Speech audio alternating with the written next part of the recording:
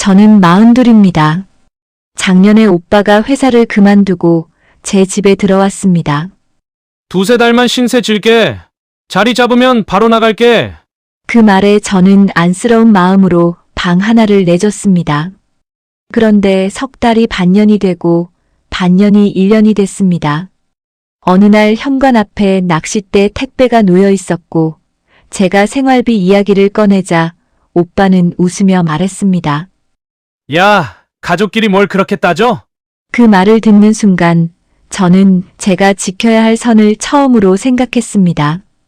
안녕하세요. 오늘의 이야기 시작합니다. 저는 42 혼자 삽니다. 남편도 없고 아이도 없습니다. 그렇다고 외롭게 산다고 생각한 적은 없습니다. 오히려 저는 제 작은 집이 좋았습니다. 서울 외곽에 있는 오래된 24평 아파트. 넓지도 않고 새 집도 아니지만 제 월급으로 대출을 갚고 제 손으로 꾸민 집이었습니다.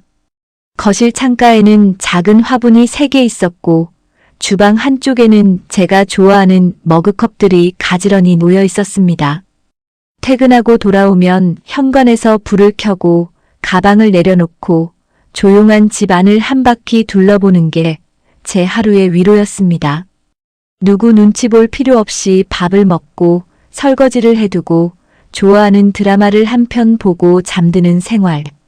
남들은 쓸쓸하지 않냐고 했지만 저는 그 조용함이 편했습니다. 제 삶이 겨우 제자리로 온 것 같았으니까요. 저는 젊을 때부터 가족 안에서 늘 양보하는 쪽이었습니다. 위로 오빠가 하나 있었습니다. 오빠는 어릴 때부터 부모님의 기대를 많이 받았습니다.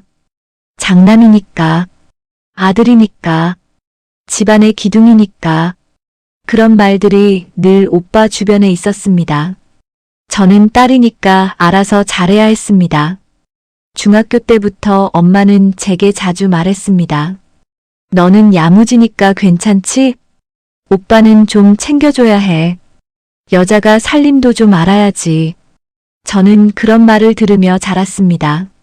오빠가 학원비를 더 많이 써도, 오빠가 대학 재수를 해도, 오빠가 결혼할 때 부모님이 전세금을 보태줘도 저는 크게 따지지 않았습니다. 그때는 그게 가족이라고 생각했습니다. 가족은 조금 더 힘든 사람을 도와주는 거라고. 물론 오빠가 나쁜 사람은 아니었습니다. 어릴 때는 저를 업어주기도 했고 학교 앞에서 저를 놀리던 남자아이를 혼내준 적도 있었습니다. 명절이면 농담도 잘했고 부모님 앞에서는 늘 든든한 아들처럼 굴었습니다. 하지만 오빠에게는 이상하게 책임이 오래 머물지 못했습니다. 무슨 일이든 시작은 크게 했지만 끝까지 버티는 건 어려워했습니다. 회사를 옮기는 일도 잦았습니다. 이번 회사는 사람들이 별로야. 상사가 나랑 안 맞아. 내 능력을 몰라줘. 처음엔 저도 오빠 말을 믿었습니다. 세상에는 정말 이상한 회사도 많고 사람을 힘들게 하는 상사도 많으니까요. 그런데 비슷한 말이 3번, 4번 반복되니 마음 한구석에 의문이 생겼습니다. 회사만 문제일까? 혹시 오빠도 조금은 책임을 피하는 건 아닐까? 그런 생각을 하면서도 저는 입 밖으로 내지 않았습니다. 괜히 말하면 가족 사이만 나빠질 것 같았습니다. 작년 봄 오빠에게 전화가 왔습니다. 목소리가 평소보다 가라앉아 있었습니다. 수진아, 나 회사 그만뒀다. 저는 놀라 물었습니다. 또, 왜? 오빠는 한숨을 쉬었습니다. 이번엔 진짜 못 다니겠더라. 사람을 아주 갈아 넣어. 나도 이제 좀 쉬면서 다시 자리 잡아야지. 저는 잠시 말이 없었습니다. 오빠는 이어 말했습니다. 근데 당장 집이 좀 애매해졌어. 월세도 부담되고. 너 집에 방 하나 비지? 그 순간 저는 무슨 말을 해야 할지 몰랐습니다. 제 집에 방 하나가 비는 건 맞았습니다. 작은 방은 서재 겸 창고처럼 쓰고 있었습니다. 책장과 옷걸이, 계절 이불이 들어 있었습니다. 오빠가 조심스럽게 말했습니다. 두세 달만 신세 질게. 자리 잡으면 바로 나갈게. 두세 달. 그 말은 부담스럽지 않게 들렸습니다. 저도 오빠가 힘든데 모른 척하기는 어려웠습니다. 부모님도 이제 시골에 계셔서 오빠를 받아주기 어려운 상황이었습니다. 저는 결국 대답했습니다. 알았어. 대신 올해는 안 돼. 나도 혼자 사는 생활이 있어서. 오빠는 바로 밝아진 목소리로 말했습니다. 야, 고맙다. 내가 금방 나갈게. 진짜 두세 달이면 돼. 저는 그 말을 믿었습니다. 아니, 믿고 싶었습니다. 가족이니까, 오빠니까, 힘들 때 잠깐 기대는 건 당연한 일이라고 생각했습니다. 그때는 몰랐습니다. 잠깐이라는 말이 얼마나 길어질 수 있는지, 그리고 가족이라는 말이 얼마나 쉽게 한 사람의 희생을 당연하게 만들 수 있는지요. 오빠가 이사 오던 날, 저는 작은 방을 비웠습니다. 책장 일부를 거실로 옮기고 계절 이불은 베란다 수납장에 넣었습니다. 옷걸이도 정리해서 오빠가 쓸 공간을 만들었습니다. 퇴근 후 며칠 동안 조금씩 치웠더니 허리가 아팠습니다. 그래도 마음은 나쁘지 않았습니다. 힘든 사람을 돕는다는 생각이 있었으니까요. 오빠는 커다란 여행 가방 2개와 박스 몇 개를 들고 왔습니다. 야, 방 괜찮네. 그 말에 저는 웃었습니다. 작아. 그래도 잠깐 지내기엔 괜찮을 거야. 오빠는 방 안을 둘러보더니 가방을 풀기 시작했습니다. 옷, 노트북, 게임기, 운동화, 낚시 잡지 몇 권. 짐은 생각보다 많았습니다. 저는 속으로 조금 놀랐지만 내색하지 않았습니다. 잠깐 지낸다면서 짐이 많네. 그 생각이 들었지만 괜히 시작부터 말하고 싶지 않았습니다. 처음 한 달은 그럭저럭 괜찮았습니다. 오빠는 아침에 일찍 일어나 컴퓨터 앞에 앉았습니다. 구직 사이트를 본다고 했고 이력서도 고친다고 했습니다. 저는 출근 전에 간단히 아침을 차려두었습니다. 밥, 계란 프라이, 김치, 국.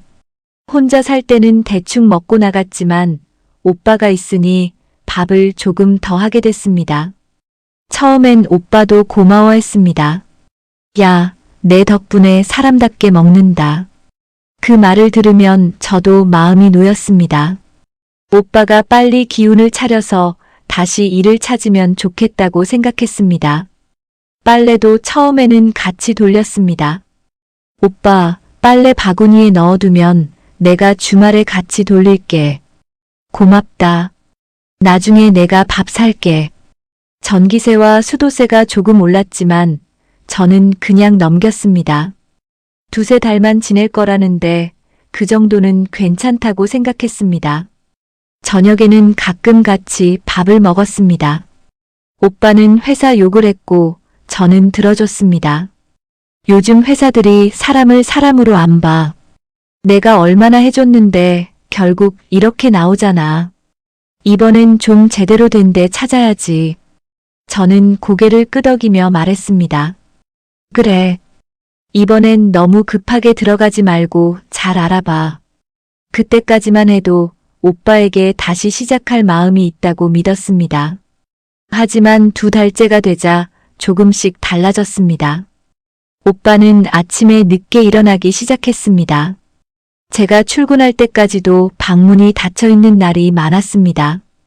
처음엔 늦게까지 이력서를 썼나 보다 했습니다.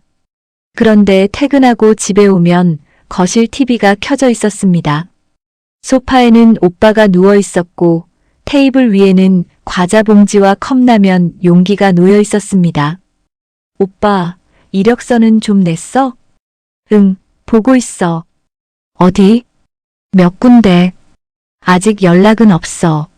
말은 그렇게 했지만 오빠의 눈은 TV에 가 있었습니다. 3달째가 되던 날 저는 조심스럽게 물었습니다. 오빠, 이제 방 알아봐야 하는 거 아니야? 오빠는 얼굴을 찌푸렸습니다. 야, 아직 자리도 못 잡았는데 무슨 방이야. 요즘 월세가 얼마나 비싼지 알아? 그래도 처음에 두세 달이라고 했잖아. 내가 일부러 안 나가는 것도 아니고. 상황이 이렇게 된 걸 어떡해. 그 말에 저는 더 말하지 못했습니다. 상황. 그 단어 앞에서 제 불편함은 이기적인 감정처럼 느껴졌습니다. 오빠가 힘든데 내가 너무 몰아붙이는 건가? 조금만 더 기다려주면 되지 않을까? 저는 그렇게 스스로를 달랬습니다. 하지만 그때부터 집의 공기가 달라졌습니다. 제 집인데 제 마음대로 쉬기 어려워졌습니다. 퇴근하고 조용히 앉아있고 싶어도 거실에서는 TV 소리가 났습니다. 주방 싱크대에는 오빠가 먹고 둔 그릇이 쌓여 있었습니다. 욕실에는 오빠 면도기와 샴푸, 수건이 아무렇게나 놓여 있었습니다. 처음엔 하나하나 치웠습니다. 가족이니까, 힘든 시기니까. 그런데 어느 날 퇴근 후 설거지를 하다가 문득 이런 생각이 들었습니다. 이 집에서 제일 바쁜 사람은 난데 왜 내가 제일 많이 치우고 있지? 그 생각을 하자 마음이 조금 서늘해졌습니다. 반년이 지나자 오빠는 제 집을 정말 자기 집처럼 쓰기 시작했습니다. 처음에는 작은 방에서만 지냈습니다. 그러다 점점 거실에 물건이 나오기 시작했습니다. 소파 옆에는 오빠의 운동화 박스가 쌓였고 TV장 아래에는 게임기와 케이블이 놓였습니다. 베란다 한쪽에는 낚시 의자와 아이스박스가 생겼습니다. 저는 처음에 물었습니다.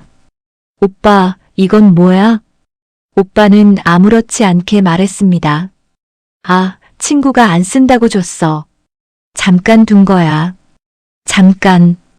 오빠는 모든 걸 잠깐이라고 했습니다. 잠깐 둔 짐. 잠깐 쉬는 시간. 잠깐 나중에 치울 설거지. 잠깐만 더 지내겠다는 약속. 그 잠깐들이 모여 제 집을 조금씩 차지했습니다. 생활비 이야기도 문제였습니다. 처음에는 제가 먼저 말하지 않았습니다. 오빠가 알아서 조금이라도 보태겠지 싶었습니다. 하지만 오빠는 아무 말이 없었습니다. 관리비 고지서가 나왔을 때 저는 일부러 식탁 위에 올려두었습니다. 지난달보다 전기세와 수도세가 꽤 올랐습니다. 오빠가 보고 무슨 말이라도 할 줄 알았습니다.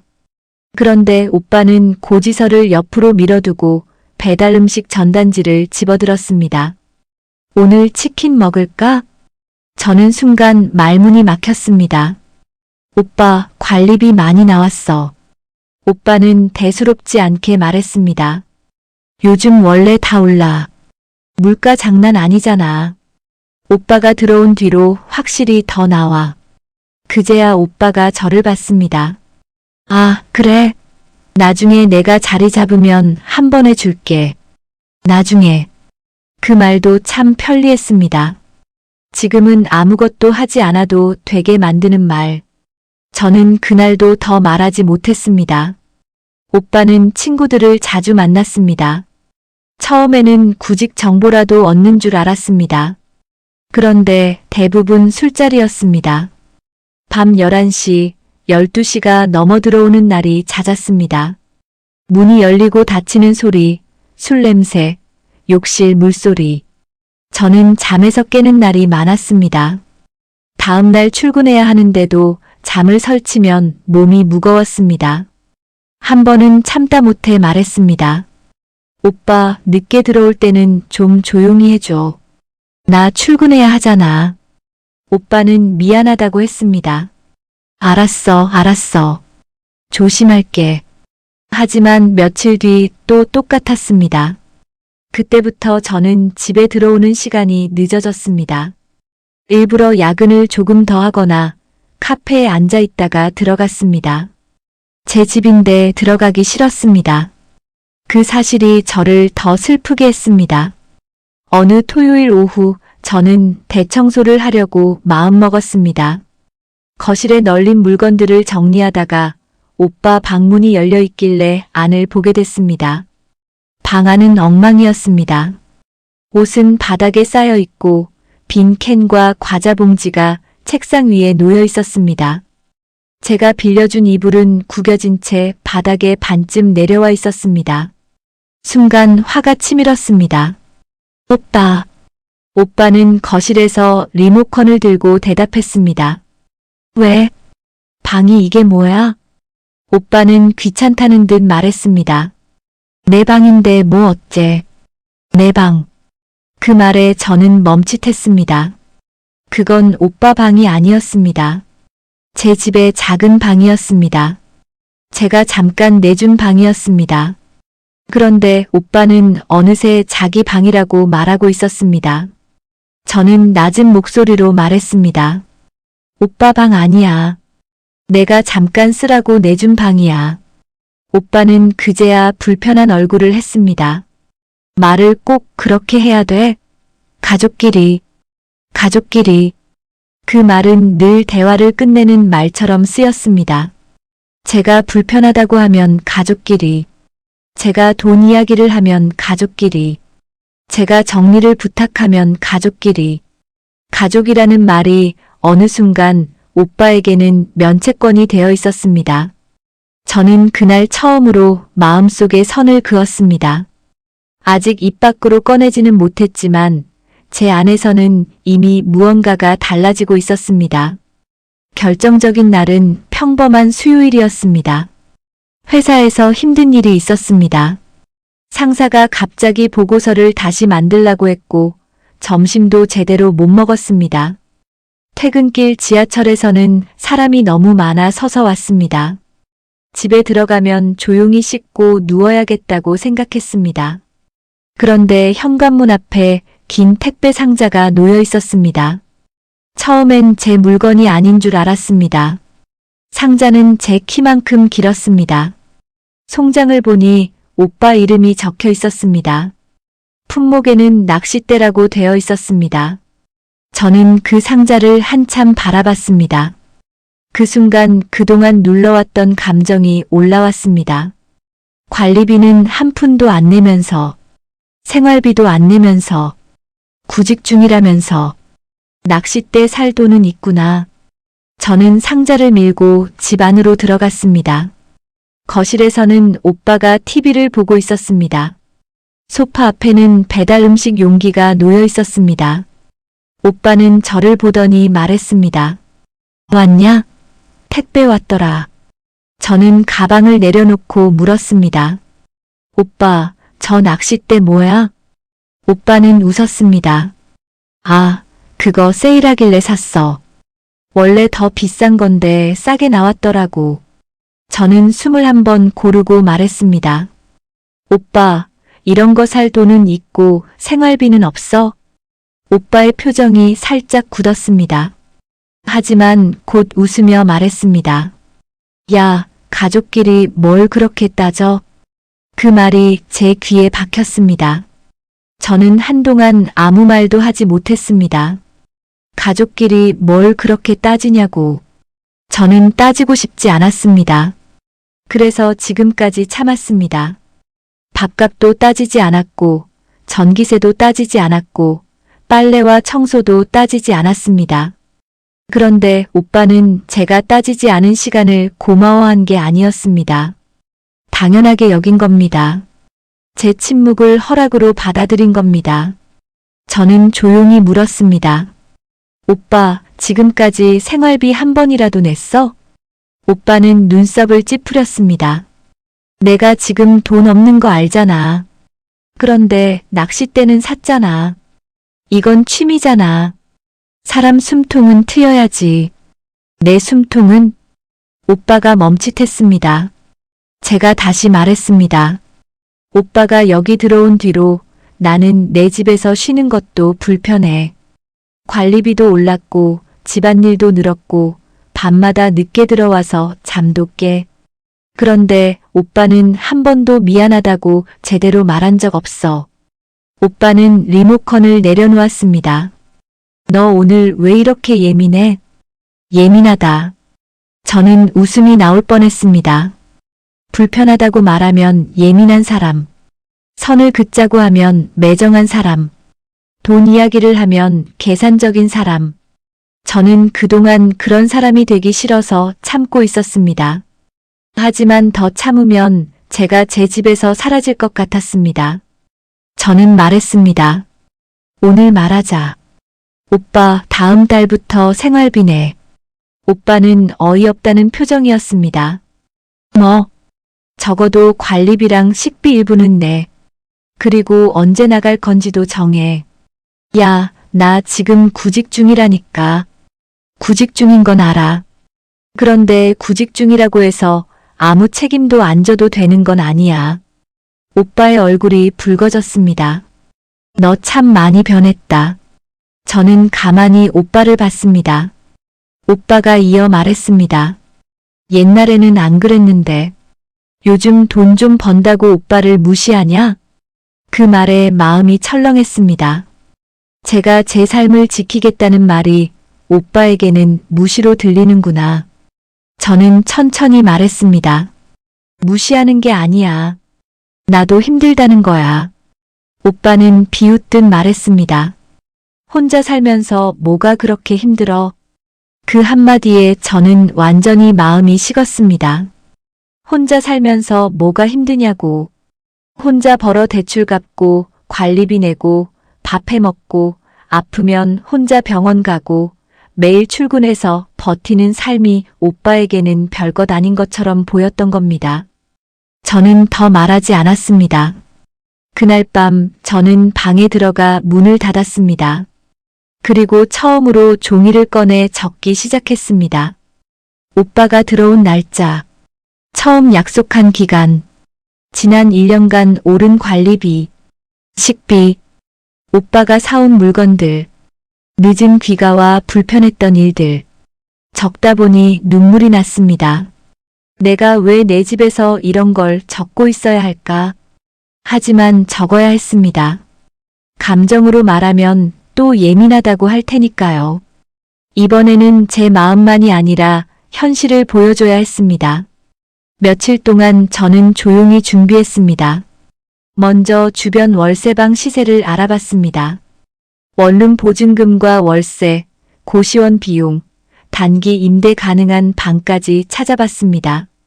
그리고 오빠에게 요구할 생활비 금액도 계산했습니다. 관리비의 절반, 식비 일부, 인터넷과 전기세 추가분. 큰 돈은 아니었습니다. 오빠를 쫓아내려는 목적도 아니었습니다. 최소한 함께 사는 사람으로서 책임을 느끼게 하고 싶었습니다. 하지만 마음 한쪽에서는 이미 알고 있었습니다. 오빠는 그 돈을 내기보다 화를 낼 가능성이 크다는 걸요. 주말 저녁, 저는 오빠와 마주 앉았습니다. 식탁 위에는 제가 정리한 종이가 놓여 있었습니다. 오빠는 처음부터 불편한 얼굴이었습니다. 뭐 이렇게까지 해? 저는 조용히 말했습니다. 말로 하면 또 내가 예민하다고 할까봐 정리했어. 오빠는 종이를 집어들었습니다. 관리비, 식비, 전기세야. 너 진짜 너무한다. 너무한 게 아니라 현실이야. 가족끼리 이런 걸 표로 만들어? 저는 바로 대답했습니다. 가족끼리라서 1년을 그냥 넘긴 거야. 오빠가 입을 다물었습니다. 저는 계속 말했습니다. 처음엔 2-3달이라고 했어. 그런데 지금 1년이 됐어. 그동안 오빠는 생활비를 한 번도 안 냈고 집안일도 거의 안 했어. 나는 계속 참았고 오빠는 방어하듯 말했습니다. 나도 힘들어. 너만 힘든 거 아니야. 알아. 그래서 받아줬어. 그런데 이제 와서 왜 이래? 이제 와서가 아니라 이제라도 말하는 거야. 더 늦으면 내가 오빠를 미워하게 될 것 같아서. 그 말에 오빠의 표정이 잠시 흔들렸습니다. 하지만 곧 차가워졌습니다. 그래서 결론이 뭔데? 저는 준비한 말을 꺼냈습니다. 다음 달부터 생활비 40만 원 내.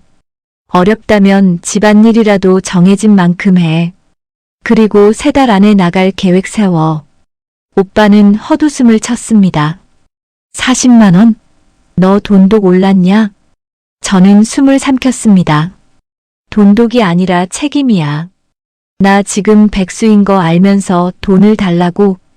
낚싯대 살 돈, 술 마실 돈은 있잖아. 오빠는 목소리를 높였습니다. 그거 몇 푼이나 한다고. 그 몇 푼도 나는 아껴가며 살아. 집안이 조용해졌습니다. 오빠는 한참 저를 노려보다가 말했습니다. 너 참 매정하다. 그 말은 예상했지만 막상 들으니 아팠습니다. 오빠는 이어 말했습니다. 부모님이 알면 뭐라고 하실까? 힘든 오빠한테 생활비 내라고 한다고? 저는 흔들렸습니다. 부모님. 오빠는 늘 그 단어를 잘 꺼냈습니다. 부모님이 알면, 엄마가 속상해하면, 아버지가 실망하시면, 저는 평생 그 말에 약했습니다. 하지만 이번에는 고개를 들었습니다. 부모님께 말해도 돼. 대신 처음 약속이 2-3달이었다는 것도, 1년 동안 생활비 안 냈다는 것도, 낚싯대 산 것도 다 같이 말해. 오빠의 얼굴이 굳었습니다. 저는 조용히 덧붙였습니다. 나는 오빠를 길에 내쫓자는 게 아니야. 하지만 내 집에서 살 거면 최소한의 책임은 져야 해. 오빠는 자리에서 일어났습니다. 의자가 바닥에 끌리며 소리를 냈습니다. 됐어. 말 안 통해.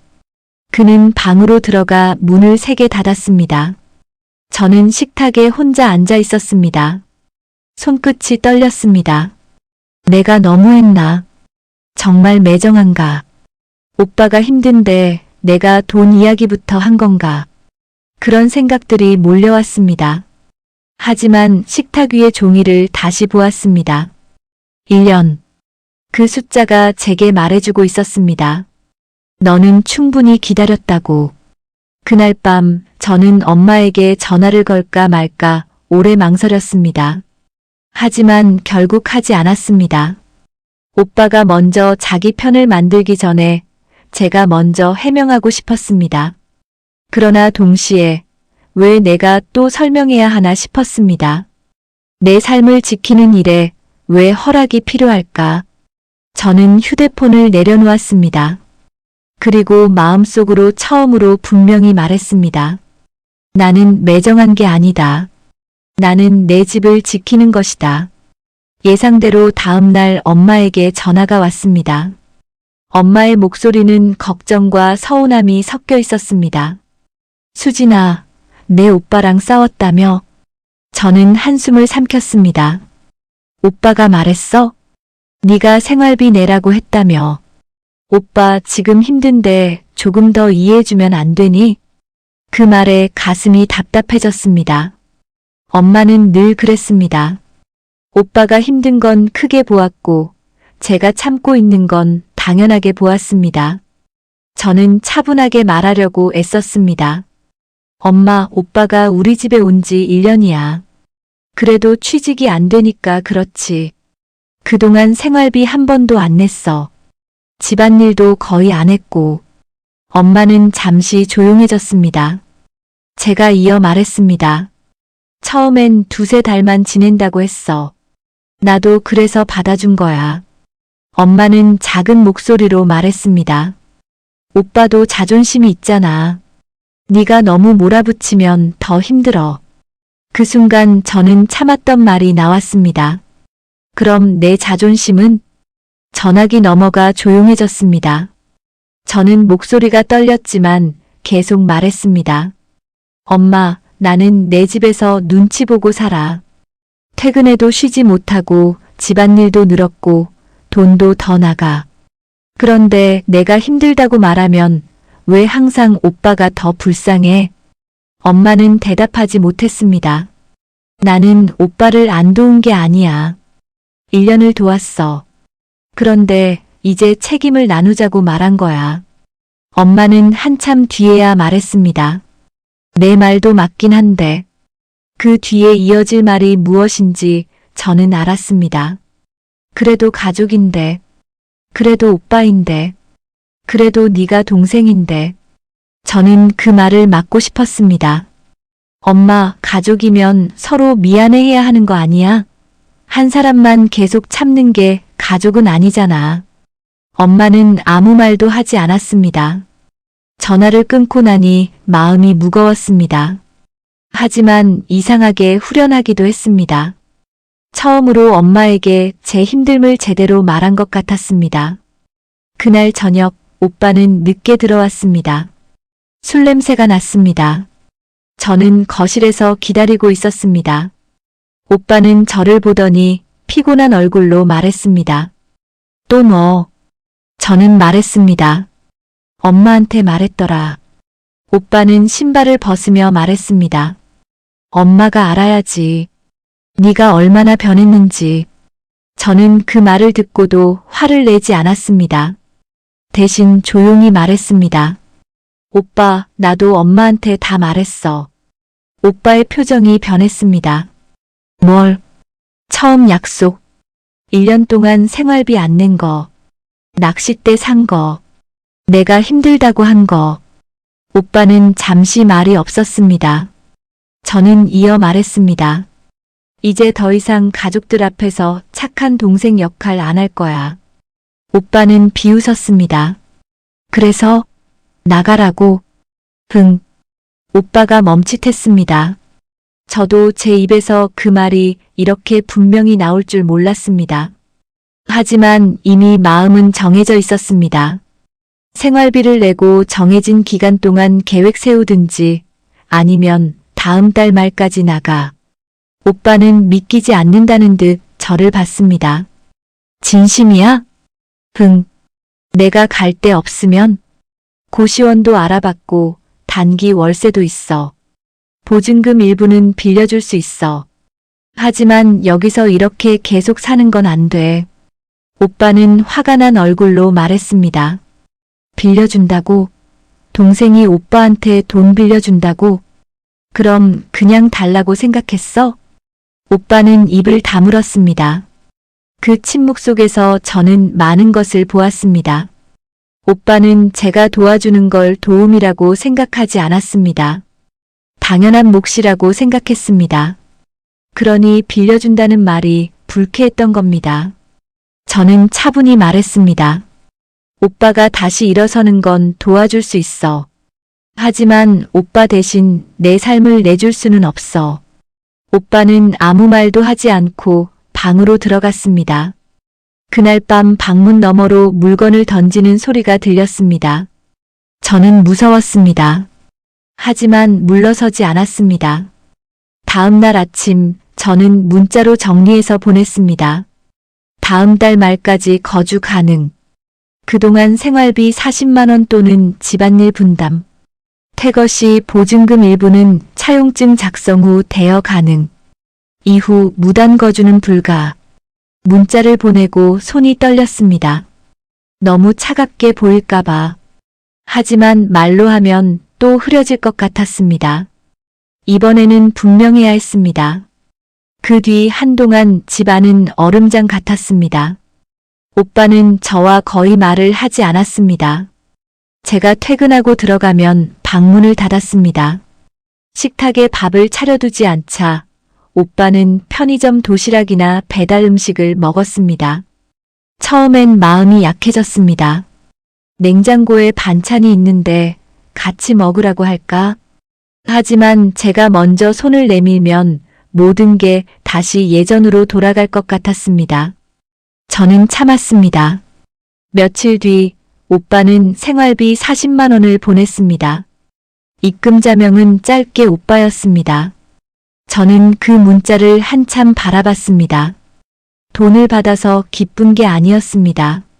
드디어 오빠가 이 집에서 함께 사는 책임을 아주 조금이라도 인정한 것 같아서 마음이 복잡했습니다. 하지만 그 후에도 오빠는 달라지지 않았습니다. 집안일은 거의 하지 않았고 구직도 적극적으로 하는 것 같지 않았습니다. 생활비를 냈다는 이유로 오히려 더 당당해진 느낌도 있었습니다. 나 돈 냈잖아. 어느 날 그 말을 듣고 저는 다시 분명히 말했습니다. 생활비 냈다고 이 집이 오빠 집이 되는 건 아니야. 다음 달 말까지 나가는 건 그대로야. 오빠는 짜증스럽게 웃었습니다. 진짜 독하다. 저는 대답했습니다. 이번엔 독해져야 내가 살아. 그 말에 오빠는 더 말하지 않았습니다. 그러던 어느 날 오빠가 면접을 보러 간다고 했습니다. 저는 놀랐습니다.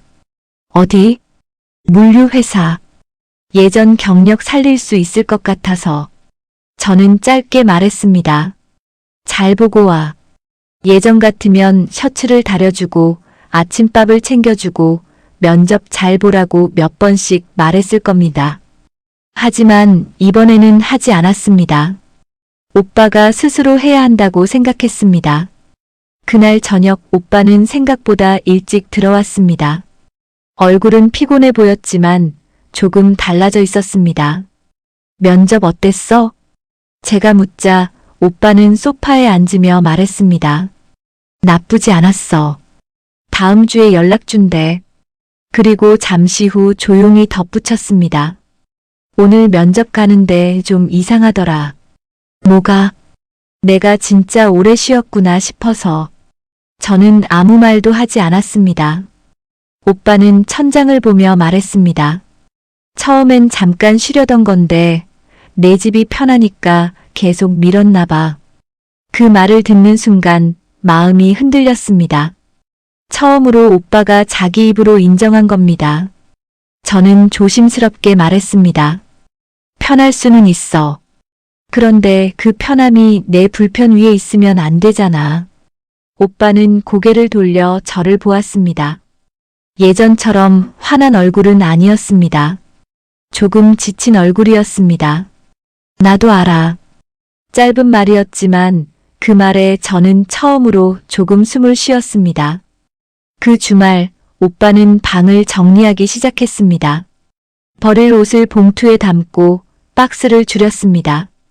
베란다에 있던 낚시 의자도 중고로 팔겠다고 했습니다.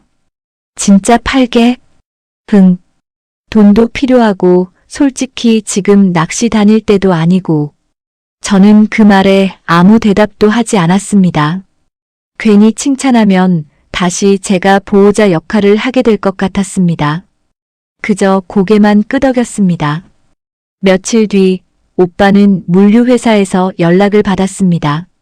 합격이었습니다. 큰 회사도 아니고 월급이 아주 많은 것도 아니었지만 다시 시작하기에는 나쁘지 않은 자리였습니다. 오빠는 휴대폰을 들고 한참 멍하니 있었습니다. 됐대. 저는 말했습니다. 잘 됐다. 오빠는 작은 목소리로 말했습니다. 고맙다. 그 고맙다는 말이 무엇을 향한 것인지 알 수 없었습니다. 받아줘서 고맙다는 건지, 내쫓아줘서 고맙다는 건지, 선을 그어줘서 고맙다는 건지, 저는 굳이 묻지 않았습니다. 하지만 그날 밤 오빠는 처음으로 싱크대에 쌓인 자기 그릇을 씻었습니다. 그리고 쓰레기 봉투를 들고 나갔습니다. 아주 작은 변화였지만 제게는 큰 신호처럼 느껴졌습니다. 사람은 누군가가 끝없이 받아줄 때보다 더 이상 받아줄 수 없다고 말할 때 비로소 자기 발을 보는지도 모릅니다. 오빠는 약속한 날짜보다 일주일 늦게 나갔습니다. 예전 같으면 그 일주일도 흐지부지 넘어갔을 겁니다. 하지만 이번에는 오빠가 먼저 말했습니다. 회사 근처 고시원 방이 다음 주에 빈대. 일주일만 더 있어도 되냐? 저는 바로 대답하지 않았습니다. 대신 물었습니다. 정확히 며칠? 오빠는 날짜를 말했습니다. 저는 달력에 표시했습니다. 그날까지야. 오빠는 고개를 끄덕였습니다. 알았어. 그 일주일 동안 오빠는 생각보다 조용했습니다. 짐을 정리했고 필요한 것과 버릴 것을 나눴습니다. 제가 빌려준 이불은 세탁해서 돌려주었습니다. 방 청소도 했습니다. 물론 완벽하지는 않았습니다. 구석에는 먼지가 남아 있었고 벽에는 작은 흠집도 있었습니다. 하지만 저는 더 이상 모든 걸 제가 치우지 않았습니다. 오빠, 이건 직접 닦아. 응. 이 박스는 오늘 내놔. 알았어. 짧고 분명한 말들.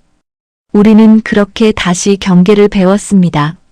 나가는 날 아침, 오빠는 여행 가방 2개와 박스 몇 개를 들고 현관에 섰습니다. 처음 들어오던 날과 비슷한 짐이었습니다. 하지만 그 사이에 많은 것이 달라져 있었습니다. 오빠도 저도. 오빠는 신발을 신다가 말했습니다. 수진아. 응. 나 그동안 너무 편하게 굴었다. 저는 아무 말도 하지 않았습니다. 오빠는 머쓱한 얼굴로 이어 말했습니다. 처음엔 진짜 2-3달만 있으려고 했어. 근데 네가 아무 말 안 하니까 나도 모르게 당연하게 생각했나 봐. 그 말에 마음이 조금 아팠습니다. 아무 말 안 하니까. 맞습니다. 저도 너무 오래 아무 말 하지 않았습니다. 상대가 알아주길 바라면서, 가족이면 내 힘듦을 눈치채주겠지 기대하면서. 하지만 말하지 않은 선은 쉽게 밟힙니다. 그리고 한번 밟힌 선은 점점 지워집니다. 저는 조용히 말했습니다. 나도 더 일찍 말했어야 했어. 오빠가 저를 봤습니다. 아니야. 네가 많이 참았지. 그 말을 듣는데 목이 메었습니다. 제가 듣고 싶었던 말이었습니다. 미안하다보다 먼저 제가 참았다는 걸 알아주는 말. 오빠는 어색하게 웃었습니다. 나 자리 잡으면 밥 한 번 살게. 저도 희미하게 웃었습니다. 이번엔 말로만 하지 말고. 오빠가 고개를 끄덕였습니다. 응.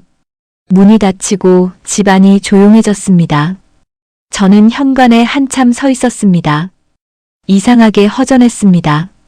불편해서 빨리 나갔으면 했는데 막상 나가고 나니 빈자리가 느껴졌습니다. 가족이란 그런 건가 봅니다. 화가 나도 마음 한쪽이 아프고 선을 그어도 정이 남고 옳은 선택을 해도 쓸쓸합니다. 저는 작은 방 문을 열었습니다. 방은 텅 비어 있었습니다. 먼지 냄새가 조금 났습니다. 창문을 열자 바람이 들어왔습니다. 저는 걸레를 가져와 바닥을 닦고 침구를 새로 넣었습니다. 책장을 다시 옮기고 화분 하나를 창가에 놓았습니다. 원래 제 방으로 돌아가는 과정이었습니다. 며칠 뒤 저는 그 방을 작은 작업방으로 꾸몄습니다. 퇴근 후 책을 읽고 가끔 글을 쓰고 혼자 차를 마시는 방. 문 앞에 작은 러그를 깔고 스탠드 조명을 켰습니다. 그 방을 바라보며 저는 생각했습니다. 내 공간을 되찾는 일은 단순히 방 하나를 비우는 일이 아니었습니다. 내 마음의 중심을 다시 가져오는 일이었습니다. 오빠와의 관계는 완전히 예전 같지 않았습니다. 하지만 나빠지기만 한 것도 아니었습니다. 오빠는 가끔 연락했습니다. 이번 달 월급 받았다. 고시원은 좁지만 출근하기는 편하다. 다음엔 작은 원룸 알아보려고. 저는 짧게 답했습니다. 그래. 잘하고 있어. 예전처럼 다 챙겨주지는 않았습니다. 하지만 완전히 끊어내지도 않았습니다. 그게 제가 찾은 새로운 거리였습니다. 너무 가까워서 서로를 망가뜨리지 않고 너무 멀어서 남처럼 되지도 않는 거리. 가족에게도 그런 거리가 필요하다는 걸 저는 42에 배웠습니다. 지금도 저는 혼자 그 집에 삽니다. 퇴근하고 돌아오면 현관 앞이 조용합니다. 거실 TV는 꺼져 있고 싱크대에는 제가 쓴 그릇만 있습니다. 처음 며칠은 그 조용함이 낯설었습니다. 하지만 곧 다시 편안해졌습니다. 제 집이 다시 제 집이 된 느낌이었습니다. 오빠를 미워하느냐고 묻는다면 아니라고 말하고 싶습니다. 하지만 예전처럼 무조건 받아줄 수 있느냐고 묻는다면 그것도 아니라고 말하겠습니다. 가족을 돕는 건 소중한 일입니다. 하지만 가족이라는 이유로 내 삶을 통째로 내어주는 건 다른 문제입니다. 도움은 서로의 마음을 살려야 합니다. 한 사람만 계속 지치고 한 사람만 계속 당연하게 여긴다면 그건 더 이상 도움이 아닙니다. 저는 그 일을 겪고 나서야 알았습니다. 선을 긋는다고 사랑이 사라지는 건 아니라는 걸요. 오히려 선이 있어야 관계가 오래 버틸 수 있다는 걸요. 여러분이라면 이런 상황에서 가족에게 선을 그으셨겠습니까?